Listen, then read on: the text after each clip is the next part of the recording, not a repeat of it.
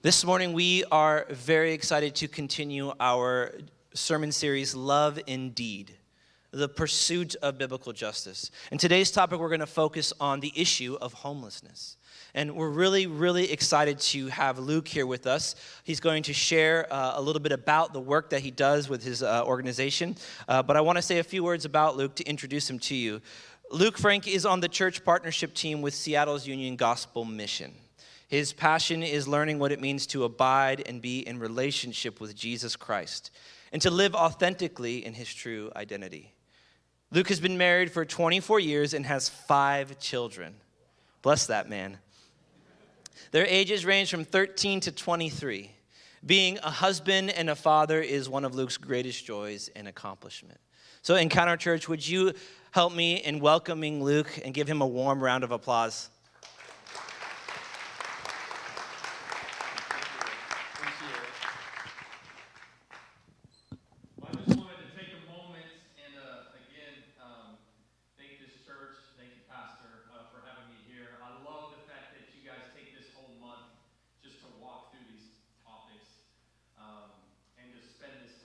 Digging into it, it's beautiful, and I love that you guys invited us to be able to partner with you in this as we help to talk about how can we better love and care for our homeless neighbors. One thing I'll always start with saying is this time is so important because how you see people is how you'll treat people. How you see people is how you'll treat people. One of our common prayers is, Lord, help us to see the way that you see. Help us to hear what you hear, help us to feel what you feel. And it's so important because if we're all made in the image of God, every single one of us, then that means that when we come across somebody, no matter where they're at in their life, there's something that we can learn about Jesus Christ himself because we're all made in his image. And that's a beautiful thing to think about. But let me start off by saying my awakening with homeless actually began in 1997. I'm going to date myself here a little bit. I was at Seattle Pacific University, and we had something called Urban Plunge, where you could take this experience and be able to go out onto the streets for 3 days. They gave you $1. You stayed in a church at night at 11 o'clock in the morning. You're back out on the streets, and you were with a group of 3 within a larger group of 20, but we were all spread out. And you just engaged in a city. And you were dressed to appear homeless, whatever that means. But we were just trying to have conversation and just get behind the scenes a little bit. We ate at a lot of different places, a lot of churches that would come and do meals. That's where we ate. But I remember one experience in particular. We were leaving Pike Place that day, and we were going down into the elevators, and the 3 of us, it was our last day. And we got into the elevator and we're heading down to the waterfront, and a family jumped into the elevator, a mom, dad, a little girl, and she had a little rainbow slinky in her hand and was playing with it. I still remember this. And I got down on a knee and kind of started to talk to her about this slinky because I used to love slinkies. And her parents were kind of like moving her behind, and she whispered something, and they're like, no. And then they kind of moved her behind them. And then the door opens and they go to get out. And she goes out, and then she comes back around the corner and goes, here you go. And she tossed, I remember, 7 pennies on the ground. And I remember at that moment, I just started crying. Because what I knew in that moment was this little girl saw us differently than her parents saw us. And it reminded me that we have a God that says man looks at the outward appearance, but is God that looks at the heart. And so in that moment, there was something that was awoken in me that I saw something different than I'd ever seen before. And it was a powerful experience. And so I want to kind of take you in a little bit to this training today that we do, and a little bit to see behind the scenes, because if we don't look at the root correctly, the root of homelessness, then our approach will be off. But today we're going to divide our time into 4 parts. We're going to start with the crisis, kind of the numbers, some of the statistics. There are a ton of statistics out there. We're just going to go through a few. But then we're going to talk about God's perspective and his heart for marginalized people. And then we'll jump into talking about the missions approach. That is defined by the program model, which is broken down into 4 key stages. We'll talk more about that later, but survival, stabilization, recovery, and then post-graduation, or what we call maybe aftercare.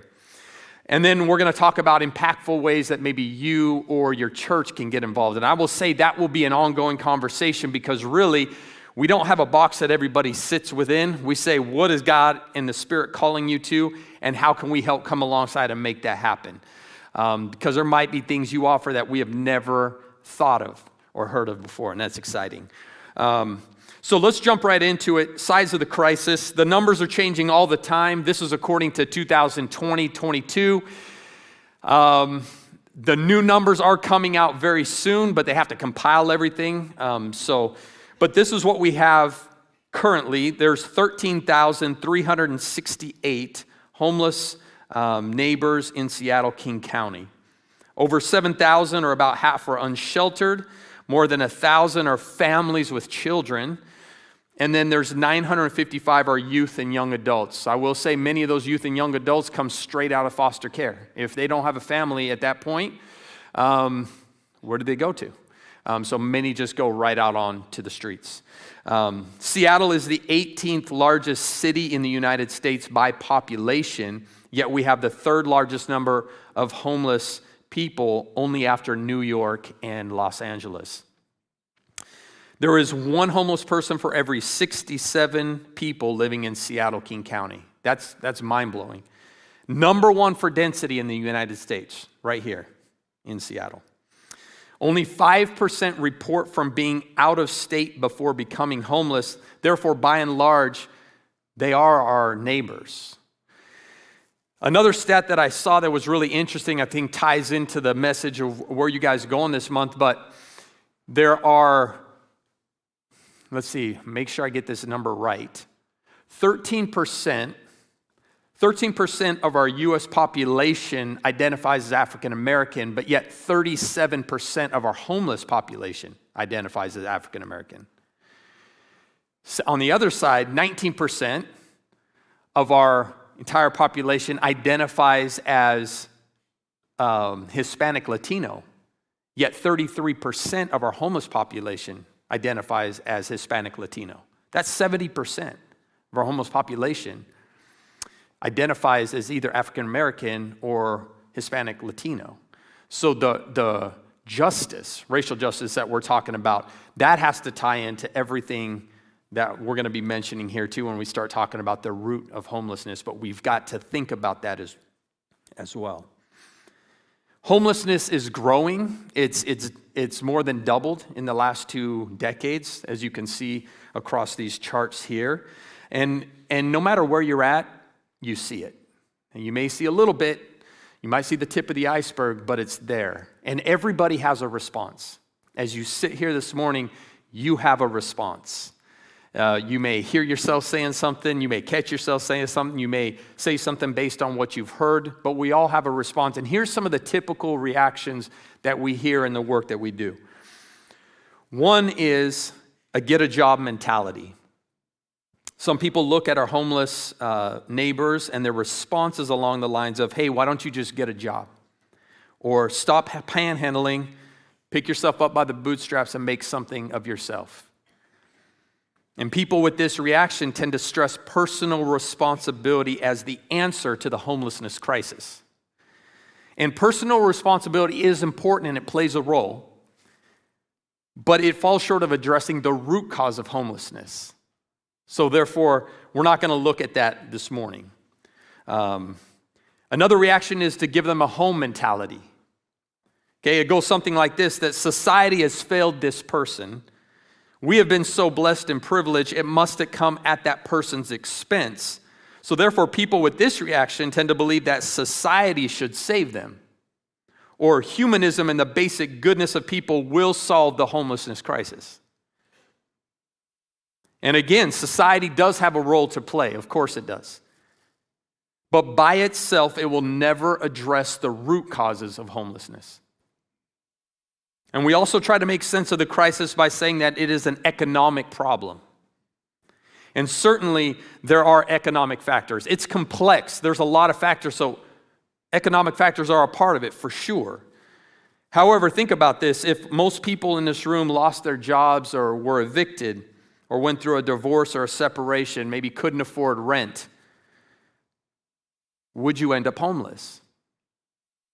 And most people, if you're honest, would say probably we wouldn't. And why is that? It's because many of us have relationships with family members, with church members, with society as a whole. We would have a place to stay if something were to happen that was catastrophic like that. So let's not give in to the temptation to say that economics alone are the root cause of homelessness.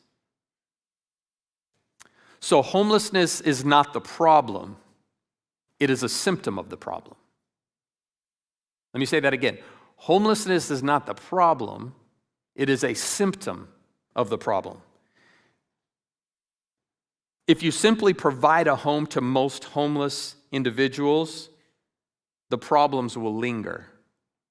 But if we dig deeper and address the root causes, the symptoms of homelessness will go away. And that's what we're trying to do today, is to dig deeper to get into the core.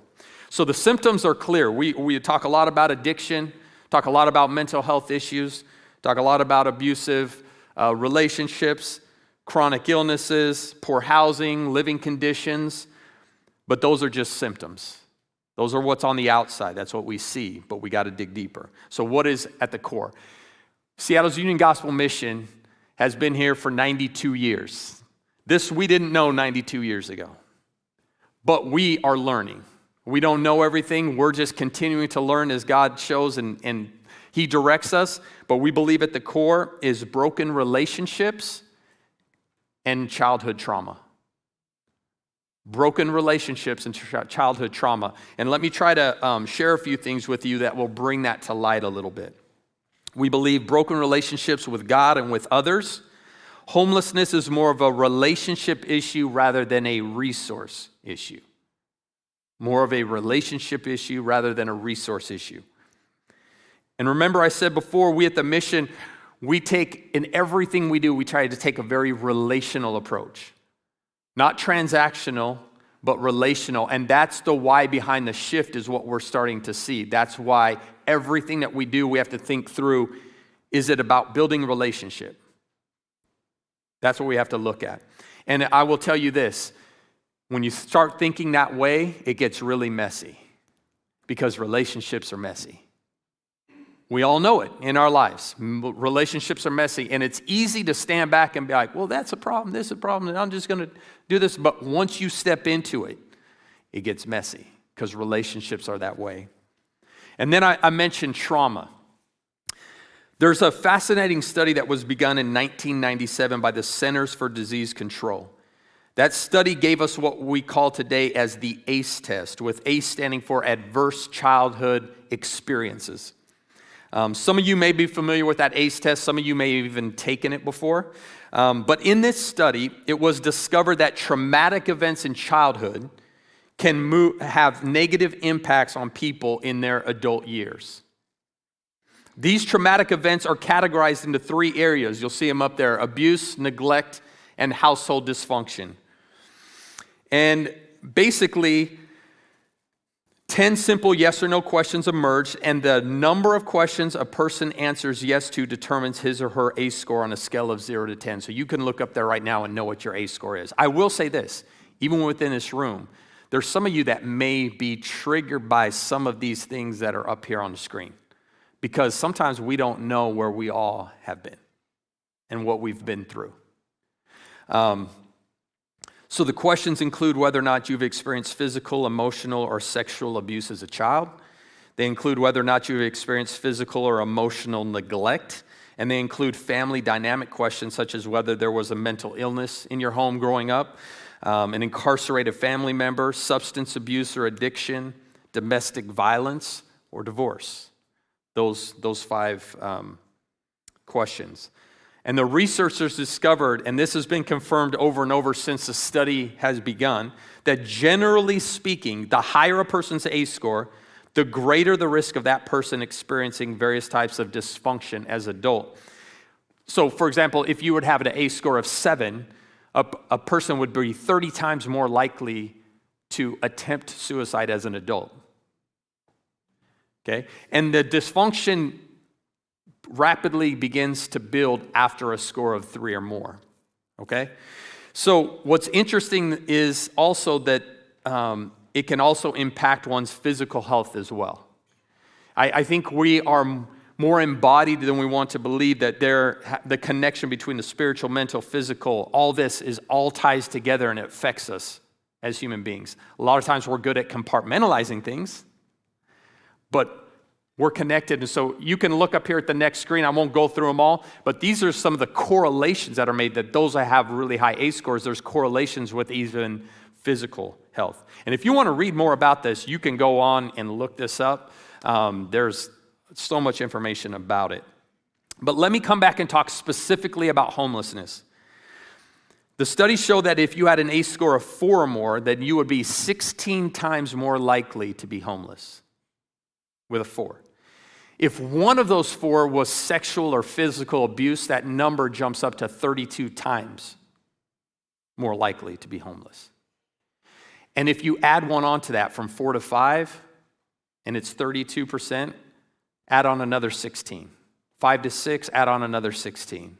6 to 7, add on another 16. You get the point? So if we got to 9 out of 10, you would be 112 times more likely to be homeless. And we did an informal survey with our men in our recovery program at Seattle's Union Gospel Mission, and the average score of our men that took that was a 9. Was a 9. This part for me was eye-opening. And I think that's why when we look at this, what we learn from this study is that homelessness for many isn't simply a matter of economic hardship or a lack of affordable housing. It's not just get a job. It's not just put them into a house. It isn't a matter of just addiction. You have to ask the question, why is addiction present? What's that addiction trying to cover? Trauma. A lot of trauma. These are merely symptoms of a much larger issue, the issue of personal brokenness, very often resulting from childhood trauma.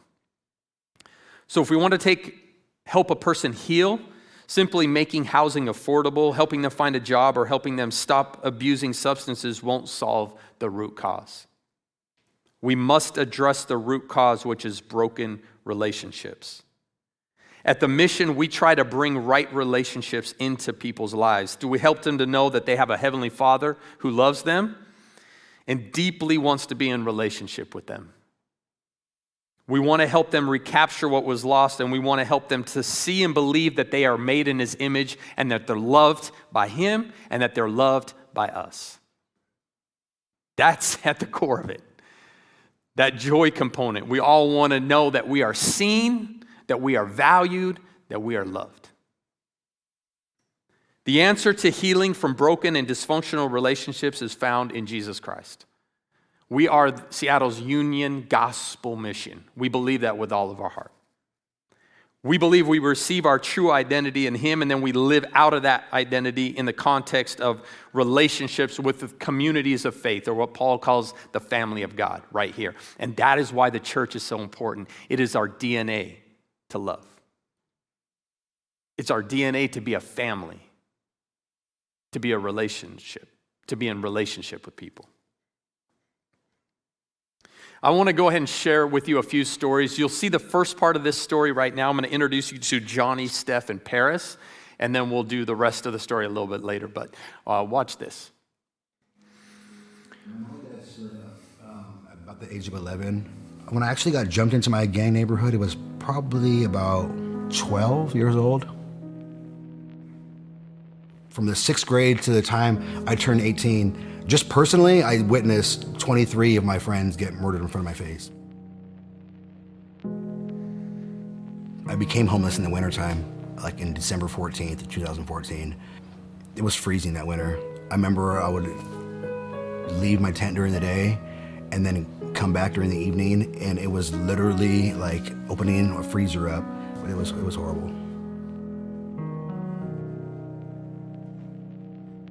My family life was really dysfunctional. So when I was 14, I was raped by my uncle. Even though he had raped me, I felt ashamed of what happened, like I was the bad one. I was like 14 years old, and this man was 52. It changed the entire trajectory of my life.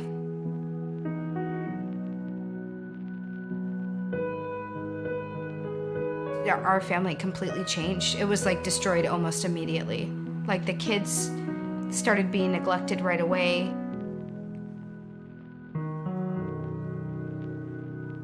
My husband was gone. The kids were gone.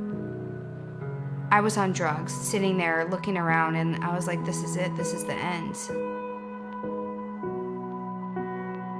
They would have fights in the bedroom, and my mom would tell us to go get our neighbor, but then we wouldn't be able to leave because my dad would block the door. I was 7 or 6, and I didn't really know what was going on, and I didn't understand that drugs and alcohol, what they really did.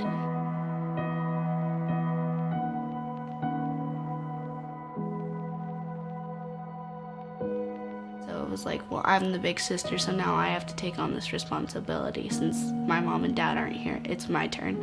It just felt really lonely.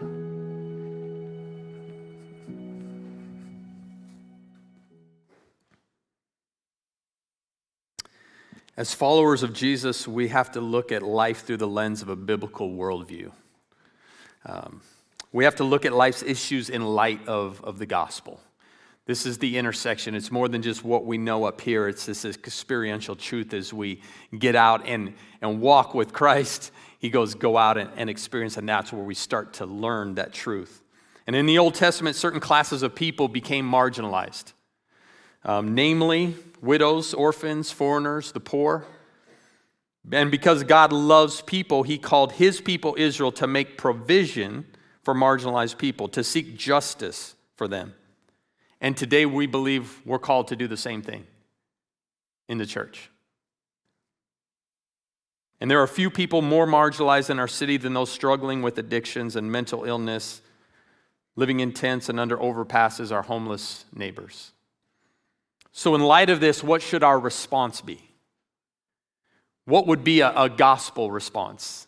And that's what we're really trying to do, is go out and engage with the church and say, what is our gospel response? What is God calling us to do? Any gospel response has to begin with prayer. Truly abiding, knowing that we have the source of all life and all answers, and we have to abide in prayer. We need to get on our knees and ask God to give us his eyes, his heart for our neighbors. And we need to ask him if he wants to use us, if at all, to meet their needs and to show them his love for them. And we need to be mindful that if God doesn't send us, then we should not go. That's why being Spirit-led is so important in this journey, because there is a lot of things out there that the Lord may have in your life and may have given you an identity to do. And next, we need to look at our own brokenness. We're all sinners in desperate need of a Savior. We need to see that it is only through a restored relationship with Jesus that we have anything good going for us. That is a gospel response. If we look at people only as projects, then we're missing out on how God sees people. Because the greatest thing he can say is, I want you to receive. In this interaction with somebody, you might think you're the one that's supposed to give, but you might be the one that's actually receiving. But if we can all see our brokenness, man, what a gospel response that is. One of my favorite passages, Luke 10, we are called to love our neighbor as ourselves, and then he tells the story of the Good Samaritan. There's a lot to take away from the Good Samaritan, but one of the main things is that our neighbor is not necessarily someone what we would normally associate with. Boy, isn't life full of people that we would not normally associate with. But our neighbors are hurting, our neighbors are hungry, our neighbors are homeless, our neighbors need to be seen and heard, and Jesus says we're to love them as ourselves. That is a gospel response. And when we interact with our homeless neighbors, we need to listen to their stories. What's so impactful is everyone has a story, and everyone has a name. Talked to one gentleman one time that hadn't heard his first name spoken in 10 years. The power, I think of Jesus being like Zacchaeus, the power in a name. And as we learn people's stories, we often find points of connection, and we find common interests, and we realize we're more the same than we are different. The Holy Spirit begins to knit our hearts together with theirs, and he gives us compassion for them. Engage with that, follow that. That is a gospel response. So when we meet our homeless neighbors, we need to remember that they need our attention, they need our affection, and they need our affirmation. They need our attention, affection, and affirmation. Let me quickly turn the page to kind of our program model. And it's made up of 4 areas, and you'll see the things that I'm talking about and how we try to do that into each stage. So remember, there's survival, stabilization, recovery, and then post-graduation. So in survival, that's normally what people think of when they think of Seattle's Union Gospel Mission, is that key area. And that's how we love and care for people who are living in the streets, often in the midst of their addictions. Some of those programs include our outreach team that goes out during the day and really tries to work individually, one-on-one with people to connect them to the resources that they need. A lot of one-on-one interaction during the day. And then our search and rescue teams is a part of that also. I would highly encourage you, if the Spirit's tugging on your heart in some way to take a step, I would encourage you to do search and rescue, to volunteer one time, to go out and search and rescue one time. Take your small group, take your family. I've went out with my family before. I volunteered 15 years in search and rescue before I even came on to the team, because it's that impactful and you really see behind the scenes. We just go out. There's a van, 2 drivers. Most of our drivers have been through recovery.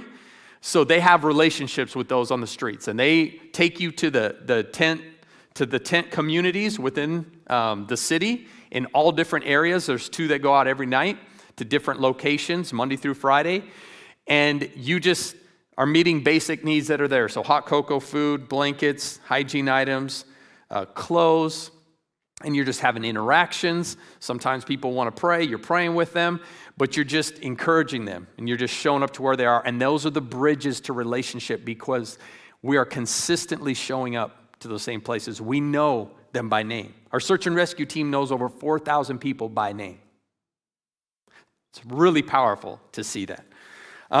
Search and rescue, our mobile shower trailers are a part of this, where we just go into communities and we have these hot showers, and the dignity of people just being able to clean themselves and be able to take a shower, and you have great conversations with people. That's phenomenal as well. And then also pet support is a part of that, because many of our neighbors have pets. And so we come along and do a lot of pet support and with them. So the second category is stabilization. And that's how we love and care for people, by helping them to get out of their current environment, to give their bodies and their minds time and space to recover from impact of addiction and living on the streets. This helps them to get to a place where they are program ready, which means they're in a posture to experience real change in their lives. So we've went away from the model of emergency shelters, where it's just you come in every night, they're waiting in line to get in, get out, and it may be a different place, to enhanced shelters, which is the idea that when they get in, they have 30 to 90 days in that enhanced shelter where they can come in at night, be able to get a meal, stay safely within a place, have some places to store their things, and then have breakfast in the morning. Then they're back out on the streets during the day, but that's an enhanced shelter to where they can have that peace and calm to know that I'm safe tonight. Operation Night Watch, Frank was just telling me there's many women that spend the whole night just walking the streets, because that's the safety. They feel safe that I know where I can walk and be safe, and they'll walk all night and then just sleep during the day. So this enhanced shelter gives them opportunity, and many have went from our enhanced shelters to our recovery because they've had a chance to be like, man, I need case management. Man, I need support. I love that people know my name, and it helps to lead to the next place. So prison ministry is a part of stabilization. We have mental health assessments, community groups. That's all part of the stabilization stage. The third stage is recovery, and that's how we love and care for people whose lives are being changed by God through our year-long recovery programs. And we have one for women, Othello, Hope Place, and right now we currently have 3 for men in different locations. One of our locations in Cap Hill is actually dual diagnosis, one of the only ones in the nation that deals with both mental health and addiction at the same time. Really powerful. There's ways to get involved. One of the biggest things that we need right now is mentors. People that will invest 1 hour a week to come and sit down with somebody and just say, how are you doing? How are things going? Sharing your life, they're sharing their life, what's going on, laughing, having a coffee. Just one person that would invest their life. Our vision is to see a one-on-one mentor for every man and woman in program. We need men and women from the church to be able to invest in just 1 hour of your time to walk with them through that year-long recovery. And our post-graduation is how we love and care for people after they have graduated from their recovery programs. So building relationships, the local church here is one of the major things. What we realize is, where do people go to once they're done with recovery? Isolation is the main thing that leads back to where you were before, is isolation. Leads to relapse. They actually use those words synonymously with each other. So the church is such a huge part of that. Is the church a safe place for people to come? Safe meaning free of judgment. Free of I can show up and people will just be glad to see me and walk with me where I am. But as somebody that has giftings that I can plug back into the church and be a part of this church. That's a huge part, is our aftercare and the church's role in that. There are those who might say that by going out and giving out blankets and clothes and food and water to people struggling in their addictions, that we are simply enabling people. We hear that a lot. And it's okay. We don't want to enable anybody. We have a saying that responds to that criticism. Yes, we know that blankets and clothing and food and water are not all that people need in order to escape their addictions and troubles, but it is hard to meet someone's needs and tell them about Christ when they're dead. And I know for some of you that might sound really harsh. It is reality, though. It is truth. There is an urgency of what we're seeing in our city right now, in the crisis that we're seeing on the streets. And sometimes we have to build bridges to urgent needs to build bridges to relationship. We had some people who we visited for 7 to 8 years in our search and rescue, knew their names, showed up 7 to 8 years. They know what day we're coming and when we're coming, and they finally decided, you know what, now's the time for me. I need to go into recovery. Now they're graduated from recovery and are actually working back at the mission. I mean, those stories happen all the time. But we have to have consistent compassion. Consistent compassion. I'm going to go ahead and close with that video. Well, not officially closing, but I want to give you guys the rest of the story with Johnny, Steph, and Paris. So go ahead and turn your attention here.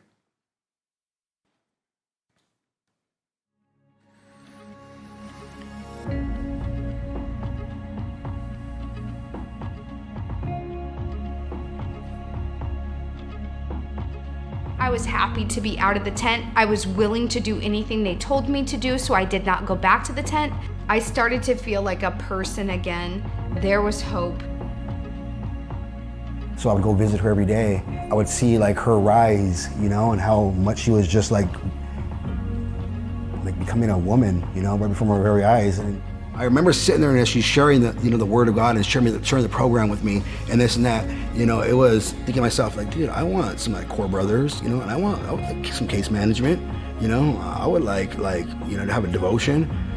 My first 30 days of the mission was it was beautiful, and it was gut wrenching to me, and it was probably the greatest moments of my life. God called me here for a purpose. He was going to make a way, but my way He gave to me through Hope Place. I had made these big signs and had everybody sign them. Because to me, it was like welcome home to your mother kind of thing. I was learning how to be a mom all over again. A whole bunch of people were just like congratulating me and my mom on finally moving in together. I love Johnny now. He's the dad I don't have. I mean, he really is because he's my stepdad, but I'm just glad Johnny's here because I don't know what we would have done without him. I'm not just a drug addict, a person without a house. I'm matter, I'm somebody. I'm an individual, I'm a life that, someone cares about. The beauty of it is we keep going, we keep pushing forward, and it keeps working.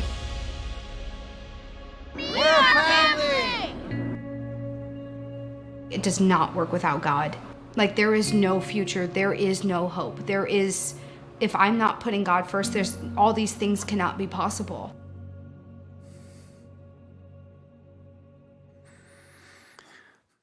I love the part, there's hope. That's what we have to rest on, there is hope. Before we play this last video that kind of sums up everything, I want to give a couple key things. Remember, how you see people is how you'll treat people. And one of the biggest things we have to work through is until we really abide with Christ, it's hard to see people the right way. And fear is going to be a huge part of this journey because we all have fears. One of my biggest fears is I don't have lived experience, so how can I truly understand people and how can I truly, get into this? Can I even be useful? And that's a fear I had to take before God, and he had to show me what his truth was in that. But we all have fears that we have to be real about and allow God to speak into those things so that we can courageously take the next step, right? But let me go ahead and play this video, and then we'll wrap up.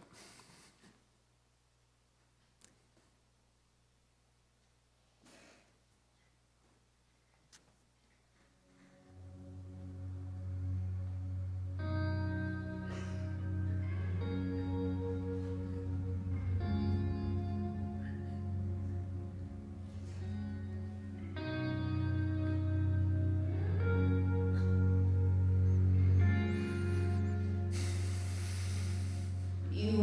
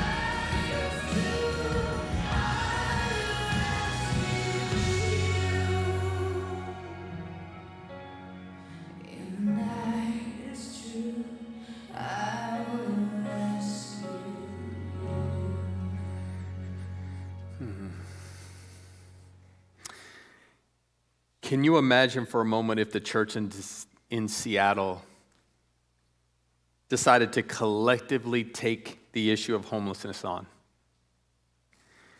What would that look like? Everyone calls it a problem, but I tell you what an opportunity for the church. What an opportunity.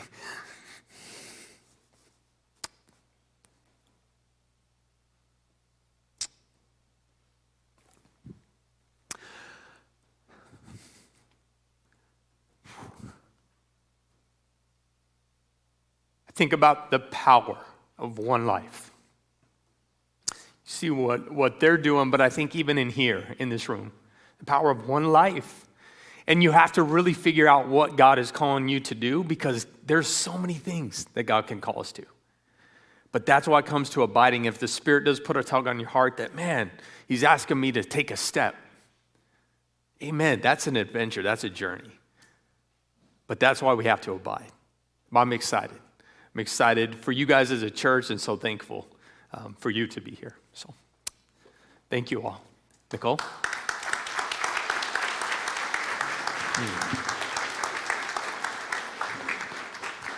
Luke, thank you so much for widening our perspective and for giving us a call to action. I'm Nicole Greeny. I'm the director of Justice Ministries here at Encounter Church. And if you would like to answer that call to action, then you can meet us out in the back after service. If you would like to learn more about our homelessness ministry here, we'll be back there to help answer questions. And also, so you all know, we are still partnered with Operation Night Watch and doing that work monthly with them as well. We're just extending our reach here to partner with UGM.